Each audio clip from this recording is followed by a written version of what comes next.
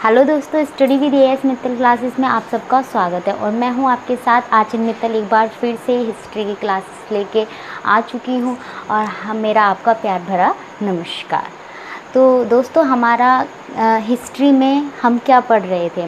पहले हम अपनी पिछली क्लासेस डेली की तरह जैसे हम करते हैं कि हमने अब तक क्या पढ़ा है उसे रिवाइज कर लेते हैं और फिर रिकनेक्टेड करके हम आज की नई क्लास स्टार्ट करेंगे। तो दोस्तों, हमने अब तक क्या पढ़ लिया था।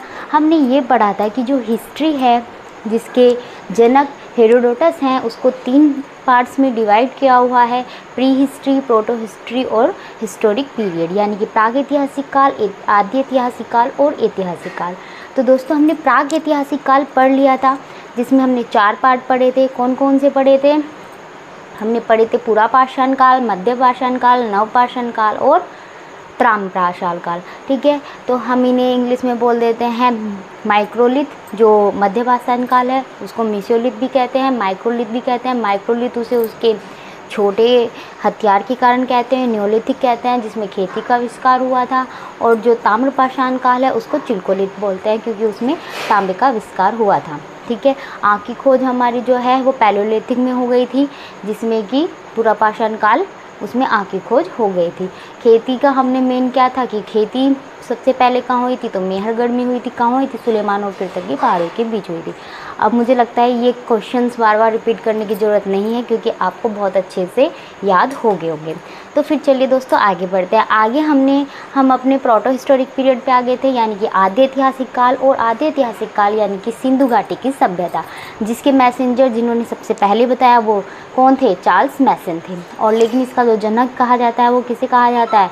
जॉन मार्शल को कहा जाता है। ठीक है, सर्वेक्षण इसका कनिंघम के द्वारा हुआ था और खुदाई इसकी दयाराम साहनी के द्वारा हुई थी 1921 में। ठीक है, यहाँ तक हम सब ने याद कर लिया था। और हमने इसके कितने सारे जो स्थल हैं वे बताए हैं। स्थल इसके कौन कौन से बताए हैं एक बार वे भी रिवाइज़ कर लेते हैं। तो फटाफट मेरे साथ रिवाइज़ करते जाइए।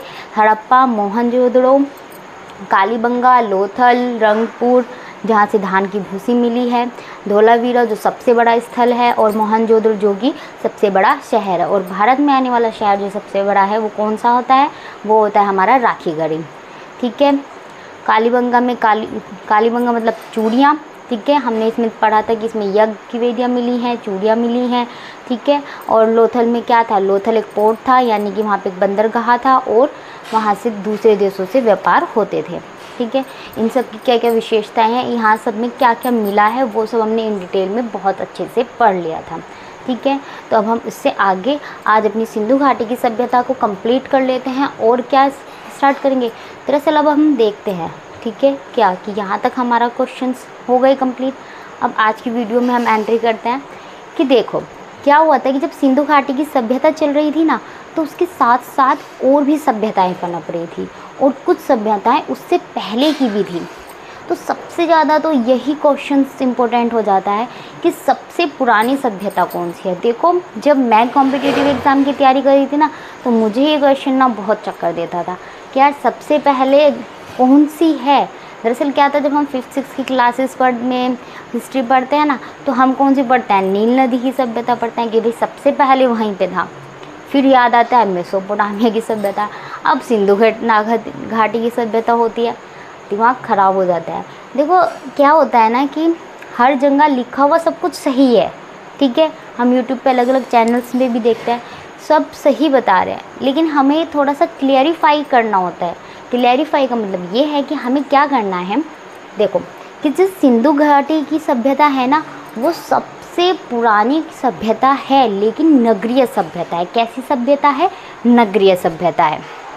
ये देखो, आज मैं आपके लिए मैप भी लेके आऊँ, यानी कि जो सिंधु घाटी की सभ्यता है, ये हमारा इंडिया सबसे ज़्यादा पहचान में आ रहा होगा। इंडिया यानी कि भारत। अब हम क्या बोलेंगे इसको? भारत। इंडिया कहीं नहीं लिखा होगा। तो जो हमारे भारत है, इसके जो यहाँ पे किनारे पे बस रही है कौन सी? सिंधु घाटी की सभ्यता, है ना। ये सभ्यता पूरी तरीके से कैसी थी? नगरीय थी, यानी कि शहरी थी। तो सबसे पहली नगरीय सभ्यता अगर पूछे, है ना, विश्व की सबसे पुरानी नगरीय सभ्यता, तो सिंधु घाटी की सभ्यता। और अगर विश्व की सबसे प्राचीन सभ्यता, ठीक है, तो वो होगी मेसोपोटामिया की सभ्यता। ठीक है, ये हमारा माइंड में क्लियर होना चाहिए कि सबसे पुरानी अगर शहरी सभ्यता पूछता है, अगर सबसे पुरानी नगरीय सभ्यता पूछता है तो हमारी सिंधु घाटी की सभ्यता होगी। ठीक है, लेकिन अगर सबसे पुरानी प्राचीन सभ्यता पूछता है तो मेसोपोटामिया की सभ्यता होगी, जो कि ये वाली है। ठीक है, ये चीज़ हम दोनों हमें क्लैरिफाई अपने मन में रखनी है, क्योंकि जो मेसोपोटामिया की सभ्यता है वो देखो जो एनसीईआरटी की बुक है उसमें तो दे रखा है 5000 से 2000 के बीच में। ठीक है, कि ये समकालीन थी सिंधु घाटी की सभ्यता की, लेकिन उससे पहले ही ये बस चुकी थी, क्योंकि हमारी सिंधु घाटी की सभ्यता कब की बसी हुई मानी जाती है, 2500 से स्टार्ट होती है ना, और लेकिन मेसोपोटामिया की 5000 से। लेकिन कहीं कहीं इसके साक्ष्य ये भी कहा गया है कि जो सिंधु घाटी की सभ्यता है वो 10,000 वर्ष पुरानी भी हो सकती है, यानी कि 10,000 वर्ष पुरानी से लेके 2000 तक। कहीं कहीं इसके 8000 की भी साक्ष्य है। ठीक है, तो आप ये मत कहना कि मैम ने तो 5000 लिख रखा है, ये तो 8000 वर्ष पुरानी है जी। कहीं कहीं 10,000 भी है, कहीं 8000 भी है, लेकिन हमारी जो एनसीईआरटी की बुक है, मैंने ये एनसीईआरटी की बुक से ही लिया है, जो एनसीईआरटी की बुक है उसमें साफ साफ 5000 से 2000 वर्ष पुरानी लिखी हुई है। ठीक है, तो सिंधु घाटी की सभ्यता के जो छोटे छोटे 2-4 चीज़ें रह गई थी बतानी, वे मैं आपसे आज क्लियरिफाई कर देती हूँ। देखो, सिंधु घाटी की सभ्यता की हमने लोथल तक का सब कुछ कंप्लीट कर लिया था, लेकिन कुछ चीज़ें हैं जो इन शहरों के अंदर से पाई गई है ना, इस तरीके से नहीं है, लेकिन जानना बहुत ज़रूरी है। तो देखो, सिंधु घाटी की सभ्यता जो है वो कैसी सत्तात्मक थी, मात्र सत्तात्मक थी। जो आज का टाइम है, जो वैदिक सभ्यता है वो पितृ सत्तात्मक है। जो हम अब आगे वैदिक सभ्यता पढ़ेंगे ना, वो पितृ सत्तात्मक है, लेकिन ये सभ्यता कैसी है, मातृ सत्तात्मक है। वो हमने कैसे माना कि मातृ सत्तात्मक है, वो हमने इसलिए माना क्योंकि हमें यहाँ क्या मिली है, मातृ देवी की मूर्ति मिली है। और मातृ देवी की मूर्ति मिली कहाँ से है, हड़प्पा से या मोहनजोदड़ो से। मैंने बहुत अच्छे से पढ़ा रखा है आपको कि हड़प्पा से मातृ देवी की मूर्ति मिली है या मोहनजोदड़ो से। हड़प्पा से जो है मातृ देवी की मूर्ति मिली है। एक हमें चित्र मिला है किसका, पशुपति का, यानी कि पशुपति की भी मूर्ति के वहाँ पे अवशेष हमें मिले हैं, पशुपति।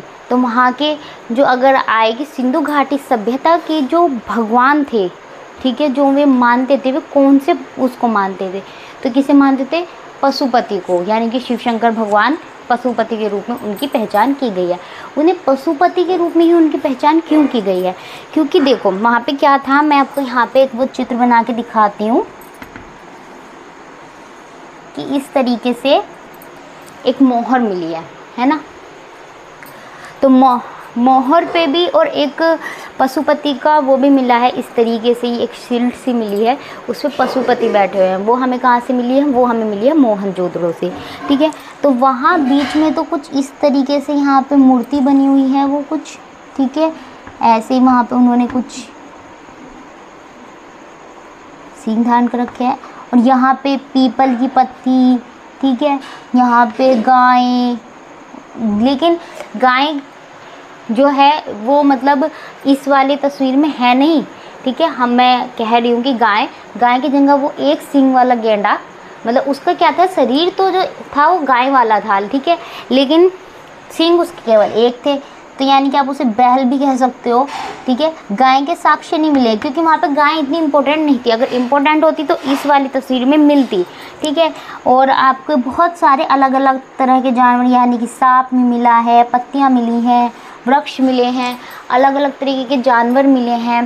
ठीक है, लेकिन गाय का साक्ष्य नहीं मिला है।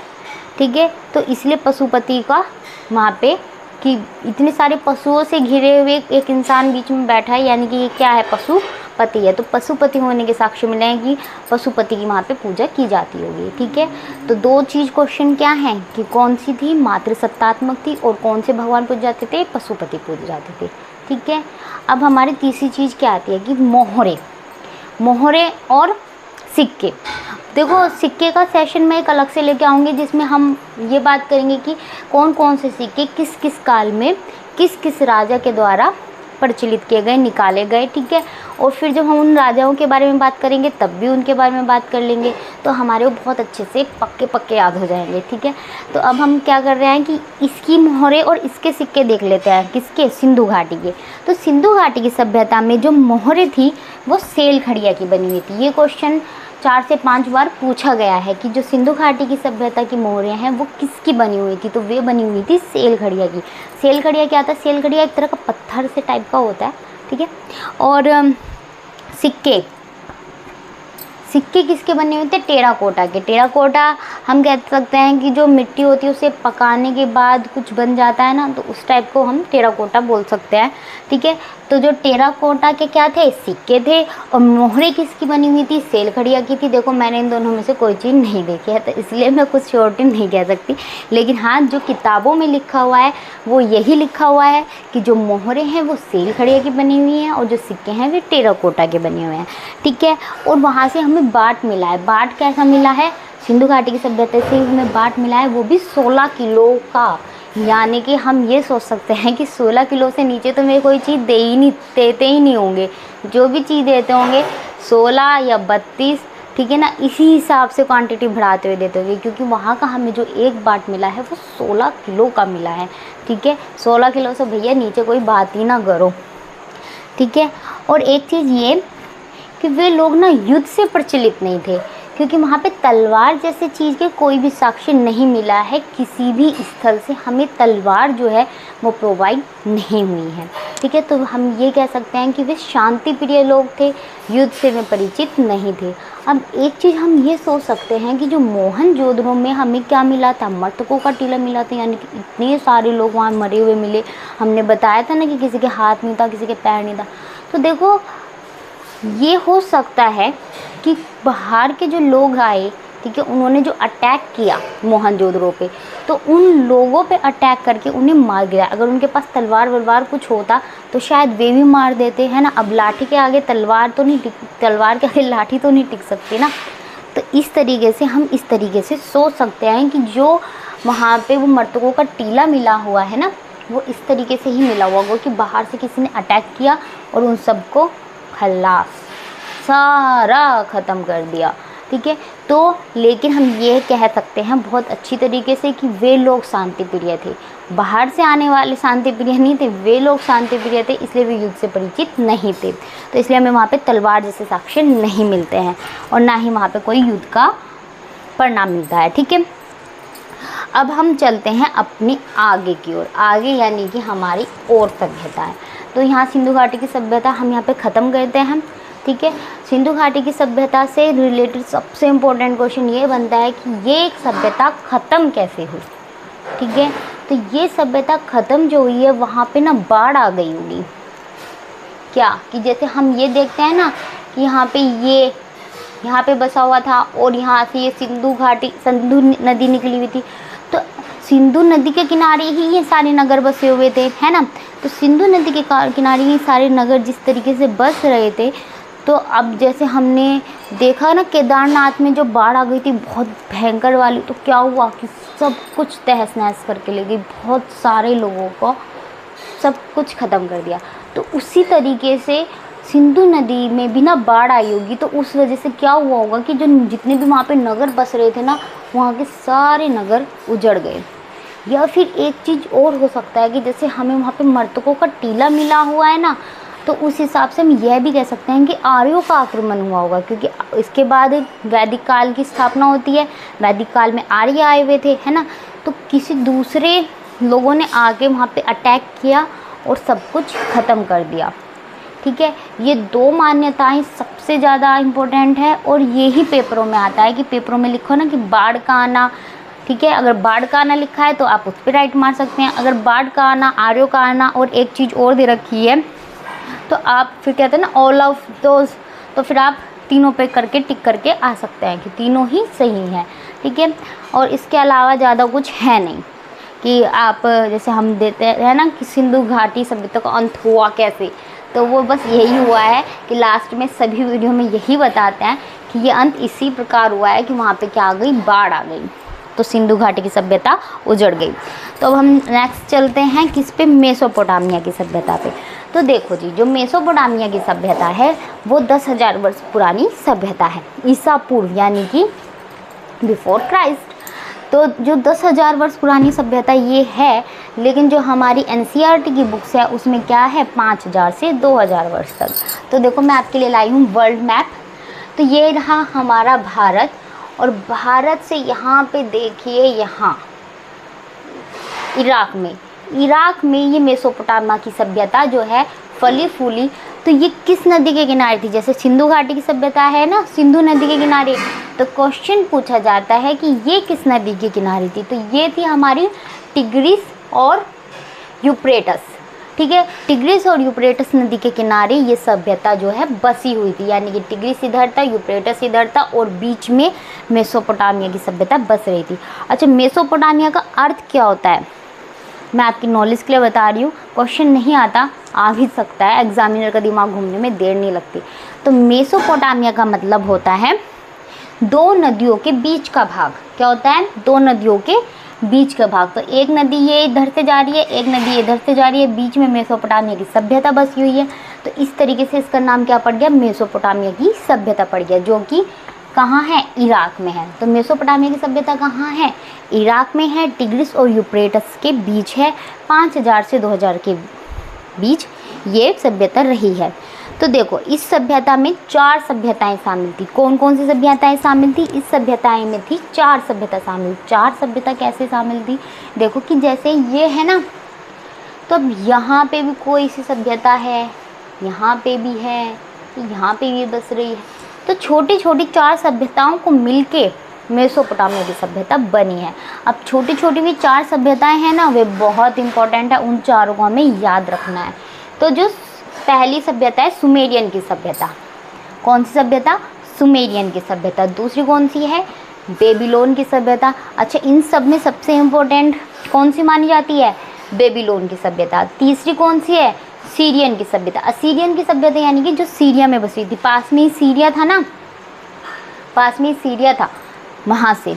ठीक है, और चौथी है कौन सी? कैल्डियन की सभ्यता। तो हमें इन चारों सभ्यताओं के नाम याद करने हैं। कौन कौन से? सुमेरियन की सभ्यता, बेबीलोन की, असीरियन और कैल्डियन। ये चारों सभ्यताएं मोस्ट इम्पोर्टेंट है। मेसोपोटामिया की सभ्यता में चारों सभ्यताएं आती हैं।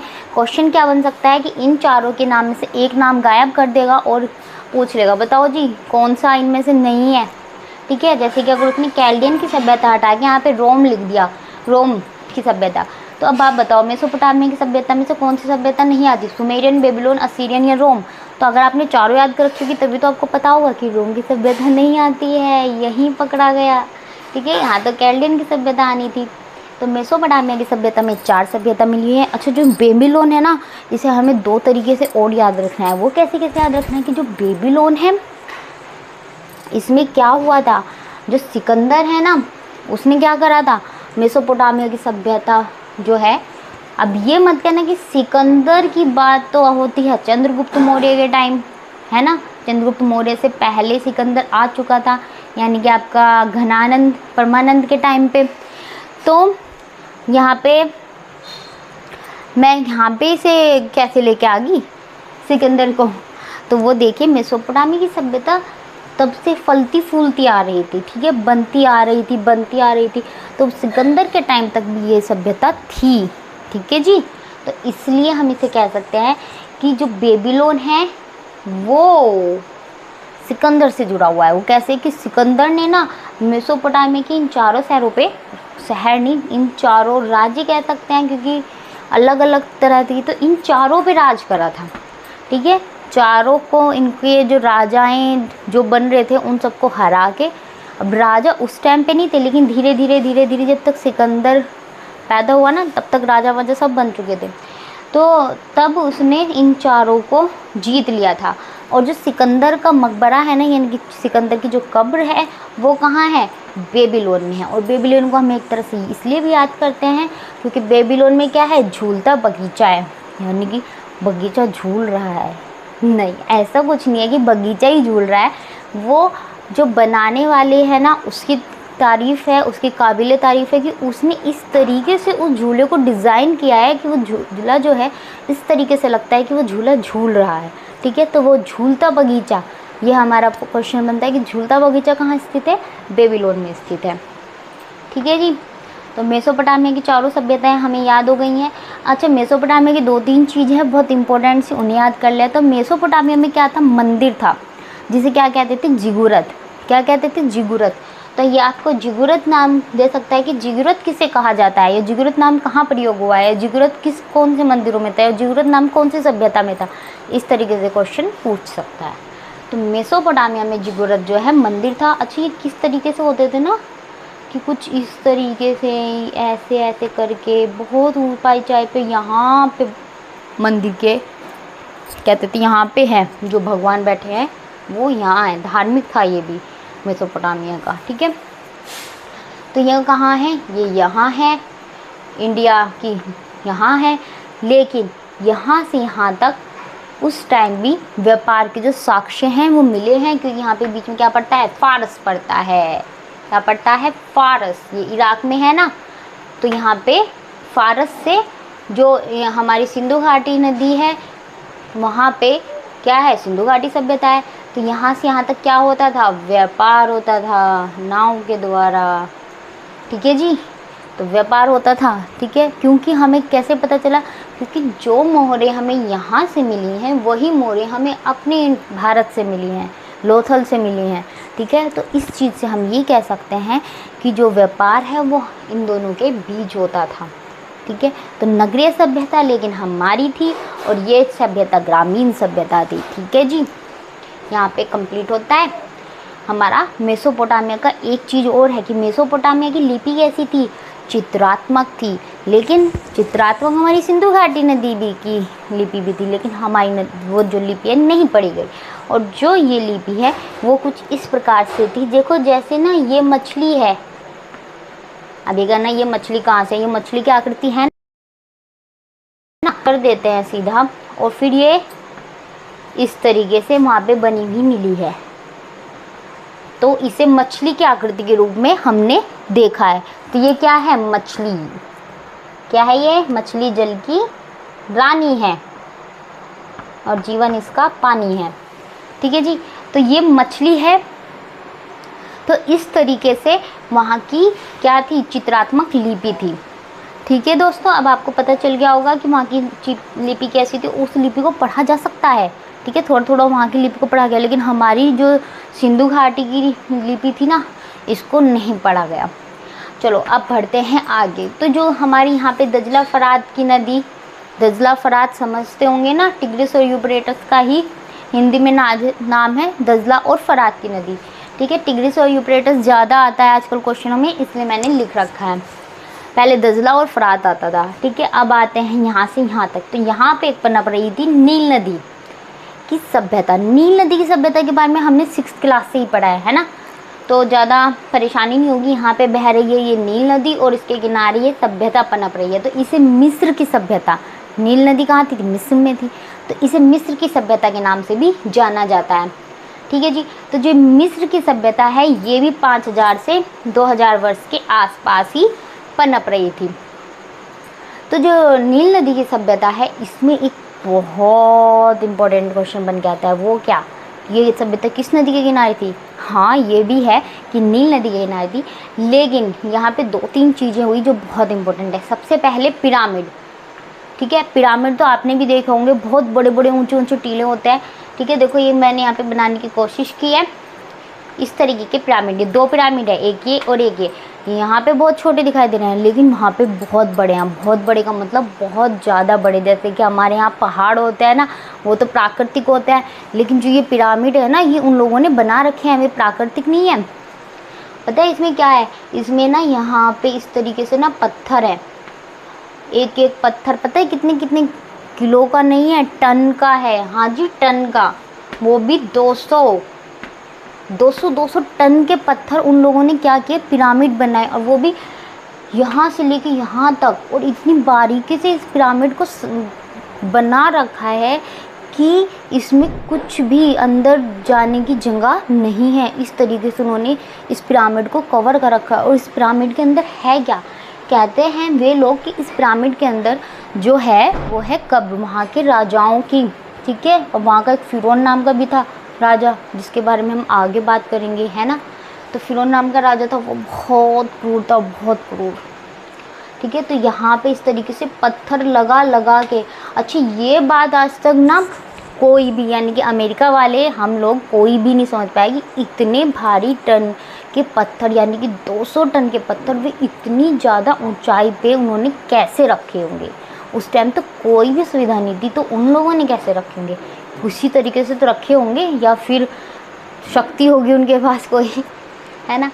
ठीक है, तो इस तरीके से पिरामिड जो है वो बने हुए हैं बहुत बड़े बड़े पत्थरों के। और जैसे हमारे यहाँ पहाड़ होते हैं ना, इतने ऊंचे ऊंचे पिरामिड हैं वहाँ के, जो कि उन्होंने बना रखे हैं खुद से। और इन पिरामिड के अंदर बहुत इंपॉर्टेंट चीज़ें उन्होंने रख रखी हैं, या एक तो उन्होंने कब्र है वहाँ पे, और कुछ जो उनके महत्वपूर्ण गहने वगैरह थे, महत्वपूर्ण चीज़ थी, वो भी रख रखी है। और एक चीज़ पता है क्या है, वो ये है कि जो मिस्र की ये पिरामिड है ना, ये देखने के लिए दुनिया भर के लोग जाते हैं। और जो अमेरिका है वो भी इस पर रिसर्च कर रहा था। तो क्या हुआ कि जो मिस्र वाले थे उन्होंने कहा भाई इस तरीके से तो ये खोज के निकाल लेंगे ना कि इसके अंदर क्या है, तो रहस्य नहीं रह पाएगा, लोग बाग देखने ही क्यों आएंगे जब पता चल जाएगा क्या है इसके अंदर। तो उन्होंने ना क्या किया कि ये कहा कि एक आदमी बस एक बार वहाँ पे जा सकता है, ठीक है, दूसरे देश का, हमारे मतलब उनके देश का नहीं, दूसरे देश का अगर आदमी कोई आ रहा है तो केवल एक बार वो वहाँ पे जा सकता है, बार बार नहीं जा सकता। ठीक है जी। और उन्होंने क्या बनाया, उन्होंने बनाई मम्मी, यानी कि जैसे कोई लोग मर जाते थे, ठीक है, तो उन्हें क्या करते थे, कपड़े में लपेट के रख देते थे। अब सिंपल कपड़े में नहीं लपेटते थे, उस पर कुछ लेप लगाते थे। लेप होता था वो नाइट्रोजन का, कौन सा होता था, नाइट्रोजन से रिलेटेड कुछ लेप होता था, उसको भी उसे लगा देते थे और उस पर कपड़ा लगा देते थे और वो बन जाती थी उनकी मम्मी। ठीक है, उससे क्या होता था ना कि बहुत सालों तक उनके जो मांस वगैरह है वो भी बच जाता था। थोड़ा बहुत तो देखो ख़राब होने ही है, लेकिन फिर भी बहुत हद तक मांस वगैरह बच जाता था। और वो इसी तरीके से मम्मी के जो वो लाश थी वो सही रहती थी। ठीक है, तो वे किस चीज़ में बहुत आगे थे, वे थे आज से कितने साल पहले, 5000 ईसा पूर्व साल पहले अगर वे इस तरीके से मम्मी बना सकते हैं, तो ये देखो केमिस्ट्री में उनका कोई तोड़ नहीं होगा। किनका, मिस्र वालों का, इजिप्ट कहते हैं जिसे, तो मिस्र वालों का कोई तोड़ नहीं था। ठीक है, केमिस्ट्री में, तो केमिस्ट्री के जो बहुत ज़्यादा वे ज्ञाता थे, कौन, मिस्र वाले। ठीक है, तो उन्होंने क्या बनाई, मम्मी बनाई, और क्या करा, उन्होंने पिरामिड बनाए। ठीक है जी। और यहाँ पे जो ये है ना इस तरीके से कर रखे हैं, इस पे ना चित्रकारी भी हो रही है। उन चित्रकारी को देख के क्या पता कर सकते हैं कि वहाँ पे उस टाइम का कैसे हाल रहा होगा, मतलब उन्होंने उसी चीज़ को वहाँ पे पत्थरों पे उकेर रखा है, तो वे चीज़ें उनकी प्राचीन सभ्यताओं को दिखाती हैं। ठीक है, तो मिस्र की सभ्यता हमारी यहाँ कंप्लीट होती है। फिर एक दो छोटी छोटी सभ्यता थी, वो कौन सी, एक यहाँ पे क्रीट की सभ्यता पनप रही थी, भूमध्य सागर बोलते हैं इसे यहाँ पे, और इसे द्वीप की सभ्यता भी कहा जाता है। ठीक है, और एक सभ्यता और थी, कौन सी, वो थी यहाँ पे देखो, इंडिया है, इंडिया के इधर क्या है, चीन। तो चीन में कौन सी थी, पीली नदी, इसे पीली नदी की सभ्यता भी कहते हैं, और इसे हांगहो नदी भी कहते हैं। ये भी 2500 ईसा पूर्व के आसपास ही थी। ठीक है जी। तो चीन में क्या था, चीन में एक बहुत इंपॉर्टेंट काम हुआ, वो हुआ कागज़ की खोज। क्या हुआ, कागज़ की खोज। कागज़ की खोज सर्वप्रथम कहाँ हुई, कागज़ की खोज हुई सर्वप्रथम चीन में। ठीक है जी, 2500 ईसा पूर्व पहले। ठीक है जी, तो चीन में क्या हुई, कागज़ की खोज हुई। और वहाँ पे ना हमें एक पता है क्या मिला है, इस तरीके से ना बांस की एक किताब मिली हुई है बनी हुई, और ये भी कांस्य से परिचित थे, कांस्य के बर्तन में खाना खाते हुए इनकी फ़ोटो भी दिखा रखी है एनसीईआरटी की बुक में। इस तरीके से बांस से बनी हुई किताब भी मिली है। ठीक है, तो चीन में सबसे पहले क्या हुआ, चीन में सबसे पहले कागज़ का आविष्कार हुआ। तो दोस्तों हमारी जो सभ्यताएं से रिलेटेड जितनी भी चीज़ें थी, एक रोम की सभ्यता भी है। ठीक है, वहाँ पे 2 राजा हुए हैं, कौन से, एक तो जूलियस सीजर और एक ऑगस्टस। तो जो हमारा आज के टाइम का वो है ना कैलेंडर, और हम कैलेंडर में जिस हिसाब से बनाते हैं, देखो कैलेंडर 2 होते हैं, एक तो हिंदू धर्म के हिसाब से भी होता है, जो हम कैलेंडर यूज़ करते हैं वो इंग्लिश वाला है। ठीक है, और एक कैलेंडर होता है जो मोमडन यूज़ करते हैं, उसे शायद हिजरत का नाम से बोलते हैं, पक्का मुझे पता नहीं है, कभी आप कमेंट बॉक्स में डाल दो कि आपको पता नहीं है तो क्यों बोल रहे हो। ठीक है, तो एक अलग अलग धर्म से अलग अलग कैलेंडर बने हुए हैं। तो जो ये न्यू ईयर वाला है ना, जो अंग्रेज़ों वाला है, उसमें जो अगस्त का महीना है ना, कौन सा महीना, अगस्त का महीना है, और जो जुलाई का महीना है, ये दोनों जो रोम की सभ्यता है ना, उसके जो जूलियस सीजर और ऑगस्टस जो दो महान राजा हुए, उनके नाम पे ही इन दोनों महीनों का नाम पड़ा हुआ है। ठीक है, ये भी नॉलेज काफ़ी इंटरेस्टिंग थी, इसलिए मैंने सोचा दे देती हूँ। ठीक है, तो हमारी जो मेसोपोटामिया की सभ्यता है, क्रीट की सभ्यता है, नील नदी की सभ्यता है, और जो आपकी चीन की सभ्यता है, सारी सभ्यताएं हो गई ख़त्म। ठीक है, तो हमारी सिंधु घाटी भी हमारी यहाँ पे आज कंप्लीट होती है, यानी कि आद्य ऐतिहासिक काल हमारे यहाँ पे कंप्लीट होता है। तो हम अब कल आपको मिलेंगे एक नई वीडियो के साथ और एक न्यू इंटरेस्टिंग सब्जेक्ट के साथ। सब्जेक्ट तो हमारा यही रहेगा, ठीक है, न्यू इंटरेस्टिंग टॉपिक के साथ।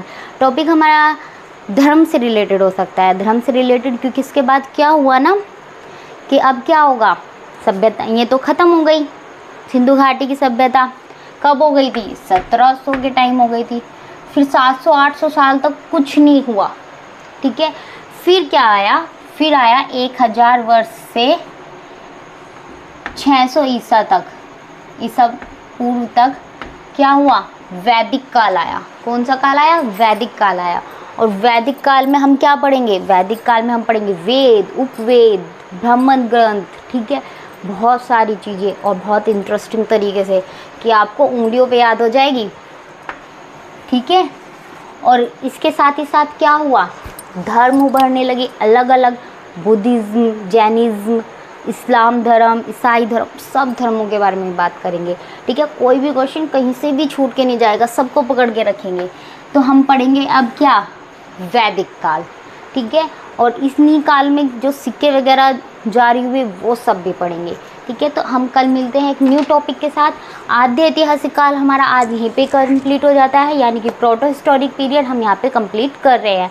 कल से हम एंट्री मारने वाले हैं किसमें, हिस्टोरिक पीरियड में। तो आप बने रहिए मेरे साथ, आंचल मित्तल के साथ।